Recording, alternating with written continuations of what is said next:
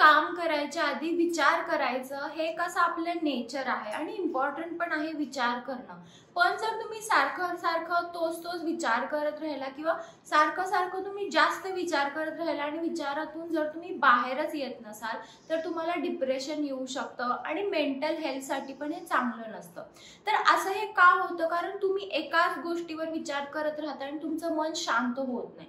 तर आज मी तुम्हाला काही घरगुती उपाय सांगणार आहे जेणेकरून तुमचं जे हे विचार करण्याची गोष्ट आहे ती कमी आहे। तुमच्या मेंटल हेल्थला एक चांगला उपाय सांगणार आहे मी।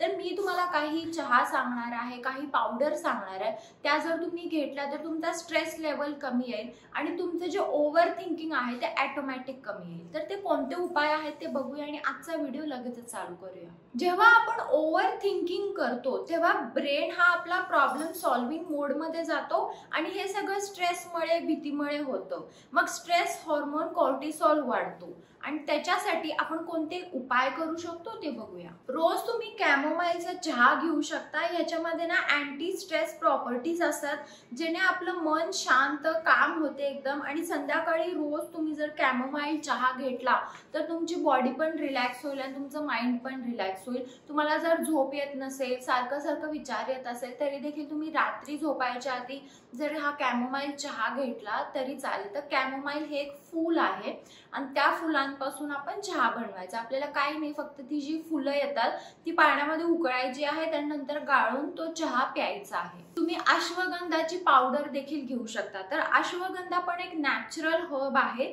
जेणे आपला स्ट्रेस कमी होतो। त्यामुळे अश्वगंधाची पावडर देखील रोज रात्री तुम्ही 1 चमचा पाण्यातून थोड्याशा घेतली तरी देखील तुमचा स्ट्रेस कमी येईल आणि माइंड बॉडी शांत होईल। रोज रात्री दूध आणि हळद पण घेऊ शकता। तर हळदीचे दूध घेतल्याने हळदमध्ये ना कर्क्युमिन असते, त्याने ब्रेन आपला माइंड पूर्णपणे शांत येतो आणि आपल्याला चांगली झोप लागते आणि नंतर आपण जास्त ओव्हरथिंक पण करत नाही। त्यामुळे तुम्ही हळदीचं दूध पण घेऊ शकता।